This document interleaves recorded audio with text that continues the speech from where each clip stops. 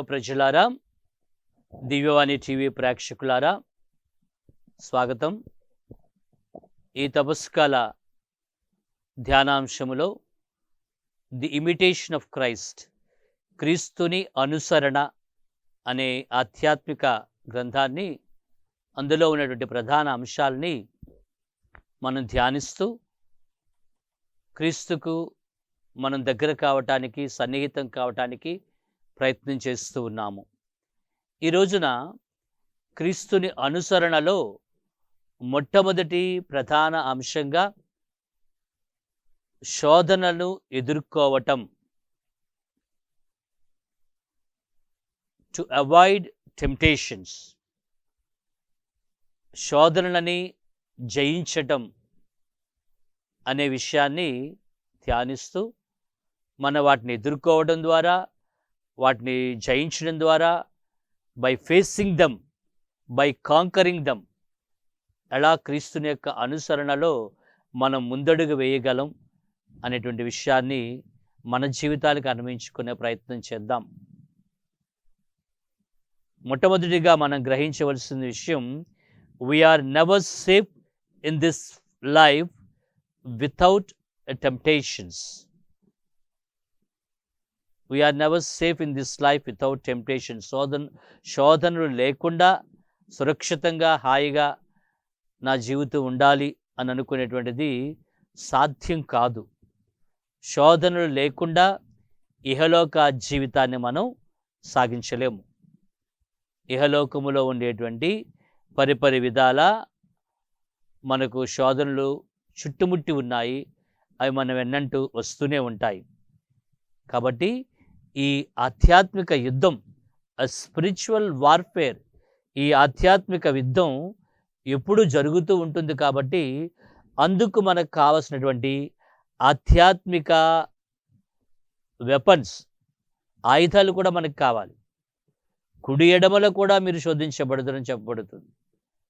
You are tempted left and right. మరి ఈ విధంగా నిరంతరం శోధించబడేటప్పుడు వాటిని ఎదుర్కోవటానికి మనకు ఆధ్యాత్మిక ఆయుధాలు అవసరం. ఈ ఆయుధాలలో ప్రప్రథమంగా మనకు ఓర్పు, సహనము. సహనంతో, ఓర్పుతో వస్తున్న వాటిని నిగ్రహించుకొని వాటిని ఢీకొనటం, ఎదుర్కోవటం చాలా అవసరమే ఉన్నది. ఎప్పుడైతే మనం ఆ విధంగా ఎదుర్కొంటూ ఉన్నామో, ధైర్యంతో ఎదుర్కొంటూ ఉన్నామో, no need to be afraid of our temptations. ఆ వస్తున్నాయని భయపడవలసిన అవసరం లేదు.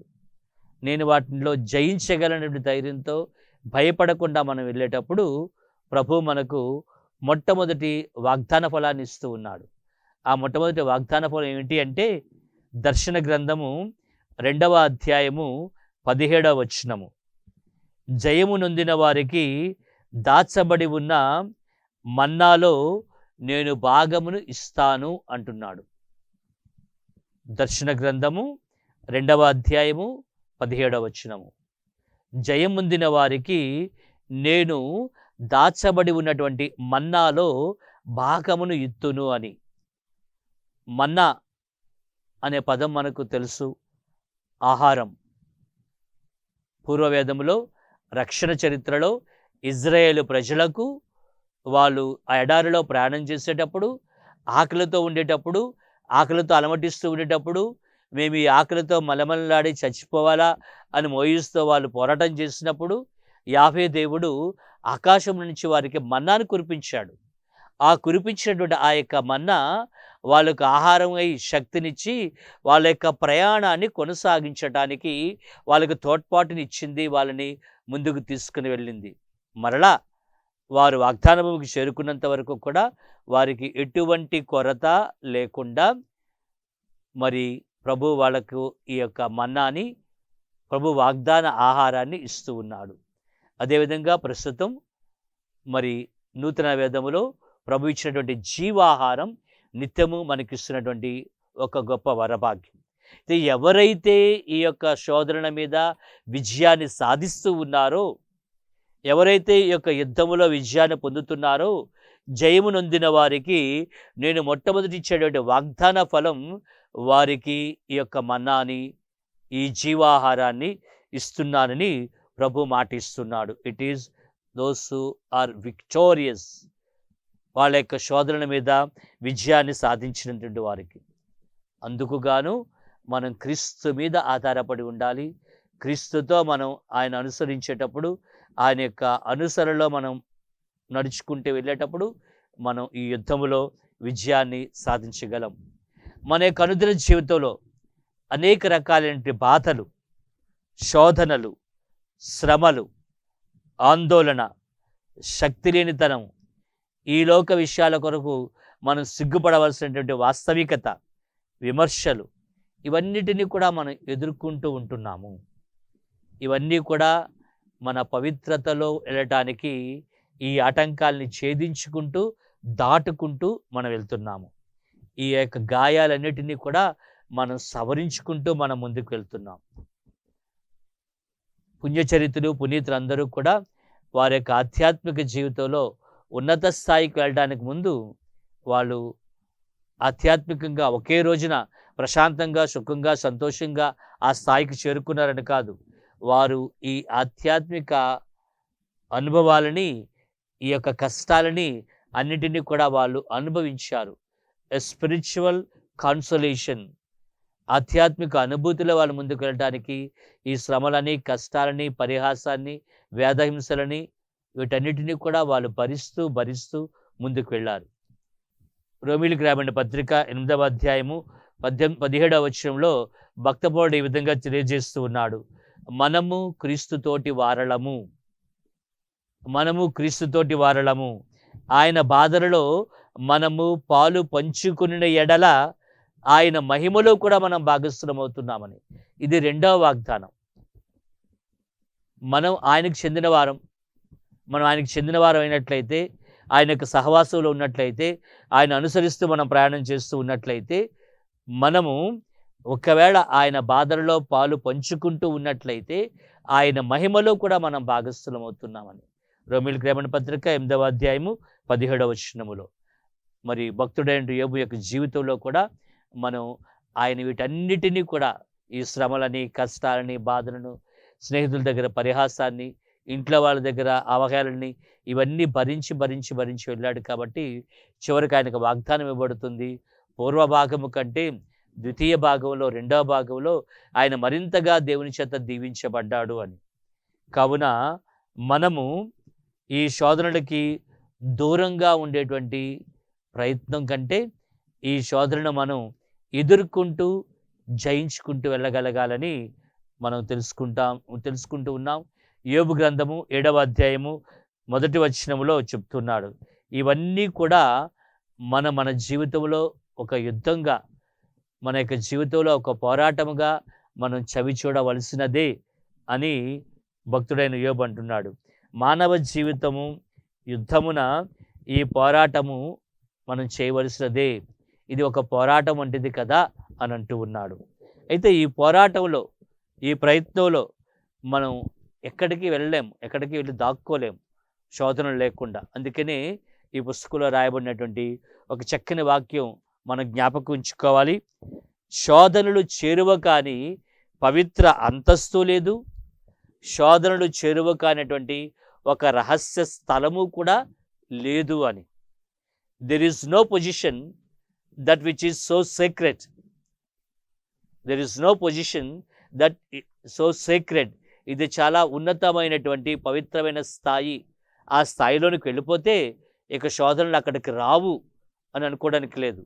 అలానే there is no place that is so secret, రహస్యంగా ఉండేటువంటి ఒక స్థలము లేదు. ఒక గదిలోనికి వెళ్ళిపోయి నేను అక్కడ తలుపులు మూసుకొని కూర్చొని ఉంటాను, దివస ప్రసాదాన్ని పెట్టుకొని ఆ మందసం ముందు కూర్చొని నేను ఆరాధిస్తూ ఉంటాను, ఆ రహస్య స్థలంలోనికి శోధనలు రావు అని చెప్పటానికి లేదు.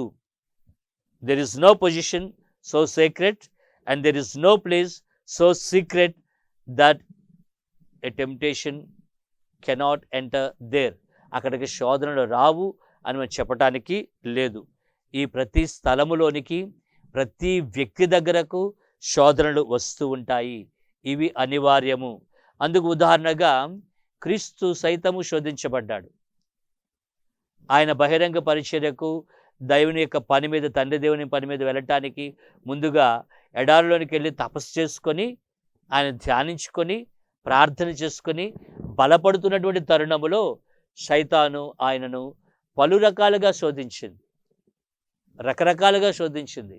ఏ విధంగానైనా సరే పడగొట్టగలనేమో అనేటువంటి ఆలోచన చేసింది. కానీ తన లక్ష్యం మీద, ఆ తపస్సు మీద, ఆ తపస్సులో వచ్చిన శక్తి ద్వారా తండ్రి దేవుని మీద పని మీద వెళ్ళటానికి సిద్ధపడే క్రీస్తు ఆ శోధనలకి లొంగలేదు.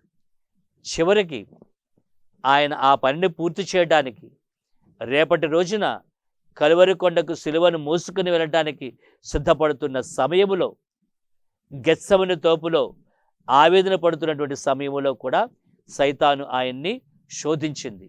ఆ గెత్సెమనే తోపులో కూడా, ఇదిగో నీకు చిత్తమైనట్లయితే ఈ పాత్రని నా నుంచి దూరం చేసే తండ్రి అని అడిగేటువంటి స్థాయిలోనికి క్రీస్తుని తీసుకొని వెళ్ళింది. అంటే ఆ శ్రమల పాత్రని పానం చేయటానికి, ఆ శిలువ యాగాన్ని చేయటానికి ఆయన ఒక్క అడుగు, ఒక ఆలోచన, ఒక క్షణికమైన ఆలోచనలో వెనక్కి వెళ్ళి తీసుకొని వెళ్ళేటటువంటి ప్రయత్నం సైతాను చేసింది. ఇంకా ఊహాజనితంగా చూసినట్లయితే the last temptation of Christ అని ఓ భక్తుడు ఒక నవల రాశాడు. అది సినిమా రూపంలో కూడా వచ్చింది. శిలువ మీద ఉన్నప్పుడు 3 గంటల సమయం భూమి ఆకాశం మధ్య వేలాడుతూ, శరీరం అంతా కూడా బాధతో కృంగి ఆయన బాధపడుతున్న సమయములో, ఒళ్ళంతా కూడా పుండైన సమయములో, రక్తం కారుతున్నటువంటి సమయంలో, ముళ్ళ కిరీటం తలలో ఉన్నటువంటి ఆ యొక్క సమయంలో ఈ బాధలన్నీ పడుతుండేటప్పుడు, ఇప్పుడైనా సరే నువ్వు వెళ్ళిపోగలవు, ఈ శిలువ నుంచి దిగి వెళ్ళిపోగలవు, నిన్ను నువ్వు రక్షించుకో అనే ఆఖరి శోధనని the last temptation of Jesus, ఆ విధంగా కూడా ఆయన శోధించబడ్డాడు అనే ఒక ఊహాజనితమైనటువంటి ఒక శోధనను మనం ఆలకిస్తూ ఉంటాం. ఇది శ్రీసభ పూర్తిగా ఆమోదించిన అంశం కాదు, మన యొక్క ఆలోచన కొరకు నేను తెలియజేస్తూ ఉన్నాను. ఈ విధంగా క్రీస్తు సైతము పలు రకాలుగా శోధించబడటంలో ఆయన మనకు చూపిస్తూ ఉన్నాడు. ఈ శోధనలు మనకు ఉంటాయి తప్పనిసరి అని. కానీ ఎప్పుడైతే ప్రభు నేను నీతో వెళ్తానో, నా జీవిత ప్రయాణాన్ని ఎప్పుడైతే నేను నీతో సాగిస్తూ ఉంటానో, నీతో నడుస్తూ ఉంటానో, అప్పుడు ఎన్ని కష్టాలు వచ్చినా, ఎన్ని నష్టాలు వచ్చినా, ఎన్ని బాధలు వచ్చినా నేను వాటిని ఎదుర్కోగలను, వాటిపై విజయాన్ని సాధించగలను అని మనం ధైర్యంగా చెప్పగలం. మనం ధ్యానిస్తూ పాట ద్వారా ఈ అంశాన్ని మన మనసులో నిలుపుకుందాం.